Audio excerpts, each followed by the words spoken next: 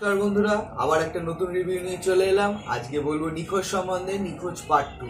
তো নিখোঁজ যখন পার্ট 1 হয়েছিল, আমরা সকলেই অপেক্ষায় ছিলাম কে আসলে খুনটা করলো, কে আসলে দোষী, কেনই বা এখানে টোটাকে গ্রেপ্তার করা হলো তো রমিত বলে। যাই হোক, তো এইখানে যে বিষয়টা আসছে, এখানে স্বস্তিকার অভিনয় বা টোটার অভিনয়, দুজনেরই অভিনয় খুবই পরিপক্ক একটা জায়গায় চলে গেছে।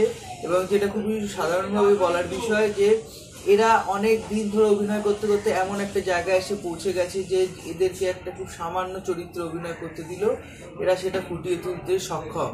তো এইখানে আমরা আসলে খুঁজি, আমরা সারা জীবন ধরে কিছু না কিছু খুঁজি। সেখানে এই নিখোঁজের মধ্যে দিয়েও দেখানো হয়েছে যে স্বস্তিকা এখানে চেষ্টা করছে তার যে মেয়ে তাকে খোঁজার, কিন্তু শেষে গিয়ে জানতে পারছে যে তার মেয়ের কিছু একটা হয়েছে।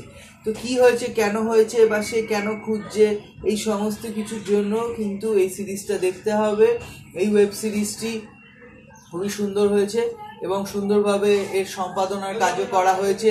দেখে মনে হবে এটা একটা সামগ্রিক সিনেমা, কারণ এর যা সিনেমাটোগ্রাফিক্যালি যা এডিটিং হয়েছে তা খুবই সুন্দর। নিখোঁজের এই যে গল্পটা তৈরি করা হয়েছিল, এই গল্পটার ভেতর দেখা যাবে উপন্যাসের ছায়া রয়েছে। মানে দীর্ঘায়িত একটা গল্প তৈরি করা বা বোরিং কোনো জায়গায় এনে ফেলা, সেই জায়গাটা কিন্তু এখানে করা হয়নি। যে বিষয়টা এখানে তুলে ধরা হয়েছে যে সামগ্রিকভাবে টান টান উত্তেজনা রাখা হয়েছে। এবং এখানে স্বস্তিকা যে একটি পুলিশ অফিসার হিসাবে তার যে মানসিক যে মনোবল, যে নিজের মেয়ে হারিয়ে যাওয়ার পরেও সে কিন্তু দুর্বল হচ্ছে না, চেষ্টা করছে নিজেকে সক্ষম রাখার। এবং এখানে রজতাভ তার মেন্টার বা তার গুরু হিসেবে আসছে। যদিও রজতাভর অভিনয়ের যে গুরু হিসেবে যে গাম্ভীর্য যেটা দেখানোর দরকার ছিল সেটা হয়ে ওঠেনি। এখানে অন্য কাউকে যদি ভাবতেন নির্দেশক তাহলে ভালো হতো। তবু একটা ওয়েব সিরিজ যখন তৈরি হয়, এরও তো অনেক টাকা পয়সার ব্যাপার থাকে, সেগুলো মাথায় রেখে আমাদেরকে এই নিয়ে কিছু বলার নেই। তো যেটা বলার, আপনারা যদি কিছুটা সময় শীতের বিকেলে বা সন্ধ্যাবেলায় কাটাতে চান, একটা রোমহর্ষক কোনো কিছু দেখতে চান, থ্রিলার, সেই খুন, সেই মারপিট, সমস্ত কিছু কিন্তু এই ওয়েব সিরিজের ভেতর দেখতে পারবেন। তাই যদি নতুন কিছু খুঁজছেন এই নতুন বছরে, খোঁজা শুরু হোক এই নিখোঁজ দিয়েই।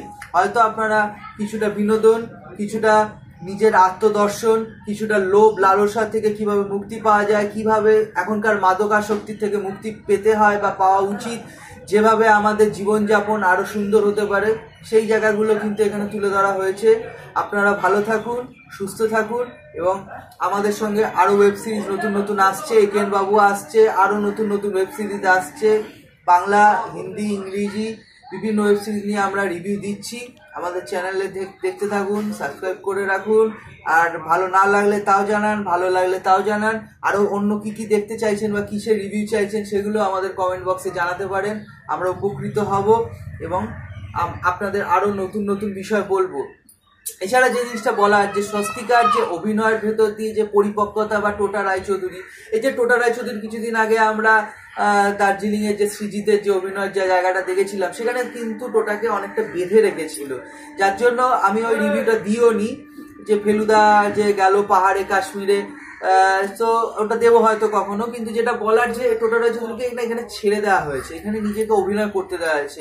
স্বস্তিকার কিছু কিছু জায়গায় অভিনয় খুবই সুন্দর এবং নির্দেশকের ওপরে কিন্তু অনেকটা নির্ভর করে যে সে অভিনেতাকে বা অভিনেত্রীকে কতটা জায়গা দিচ্ছে। তো এখানে কিন্তু সেই জায়গাটা দিয়েছে এবং যার জন্য কিন্তু এই ওয়েব সিরিজটা দেখতে আপনাদের আরো বেশি ভালো লাগবে।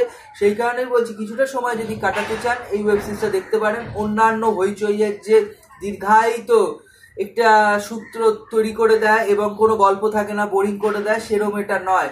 আমি অনেক হইচইকে গালাগালি দিয়েছি, কিন্তু বলবো হইচইকে যে এই রকম নির্দেশককে দিয়ে আপনারা আরো সিরিজ বানান, তাহলে আমাদের দেখতেও ভালো লাগবে এবং অবশ্যই আমাদের বাংলা সিরিজ, বাংলা যে অভিনয়ের যে জায়গাগুলো, সেগুলো আরো উন্নত হবে। ভালো নির্দেশক না হলে যত ভালোই অভিনেতা হোক না কেন, সে কিন্তু বদ্ধপরিকর একটা ছোট্ট জায়গার ভেতরে অভিনয় করতে থাকে এবং যদি একটা পাখির ডানাটা ছেটে দেওয়া হয়, সে পাখি কিন্তু উঠতে পারে না। তো যাই হোক, হইচই, তোমরা ভালো থাকো, আমরাও ভালো আছি এবং আরো ভালো ভালো সিরিজ নিয়ে আসো, আমাদেরকে উপহার দাও, আমরাও আমাদের নিত্য নৈমিত্তিক জীবনের বাইরে গিয়ে নতুনত্ব কিছু দেখি। নমস্কার।